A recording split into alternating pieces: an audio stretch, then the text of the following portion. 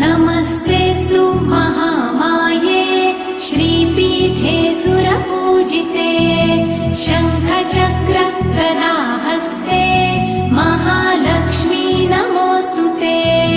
नमस्ते गरुडारूढे कोलासुरभयङ्करी सर्वपाप हरे देवी महालक्ष्मी नमोऽस्तुते। महादेव्यै च विद्महे विष्णुपत्न्यै च धीमहि तन्नो लक्ष्मी प्रचोदयात्।